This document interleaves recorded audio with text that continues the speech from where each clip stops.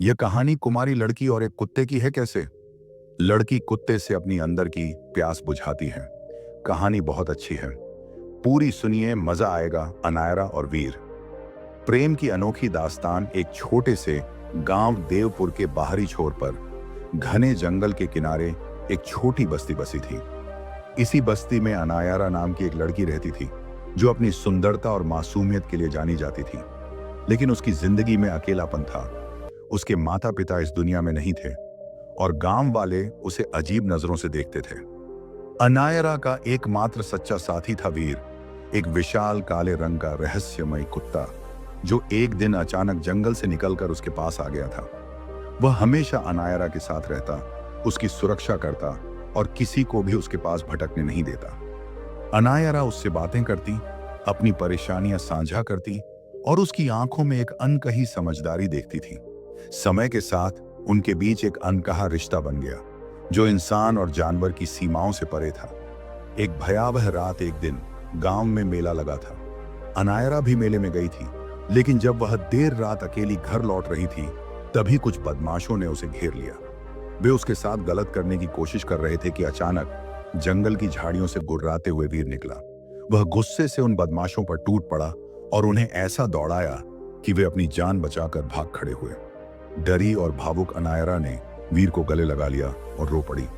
उस रात वह डर के कारण घर नहीं गई और वीर के साथ जंगल की एक गुफा में रात बिताई। लेकिन उस रात कुछ ऐसा हुआ जिसे कोई समझ नहीं सकता था।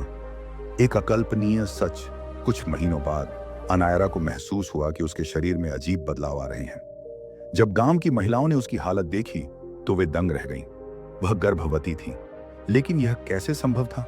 उसने किसी पुरुष से संबंध नहीं बनाए थे। गांव में हड़कंप मच गया।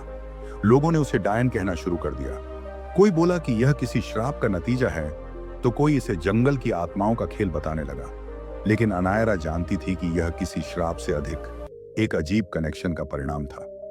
गांव वालों की बातें सुनकर अनायरा ने फैसला किया कि वह अब गांव में नहीं रहेगी।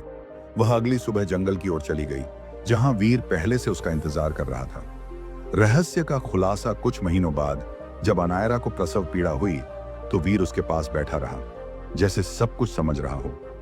जब बच्चा पैदा हुआ तो सभी हैरान रह गए। वह एक सामान्य इंसान था, लेकिन उसकी आंखें वीर की तरह गहरी, चमकदार और भेदक थीं। उसी समय वीर अचानक कराहने लगा। धीरे धीरे उसकी आकृति बदलने लगी। अनायरा की आंखों के सामने वह एक खूबसूरत, ताकतवर युवक में बदल गया।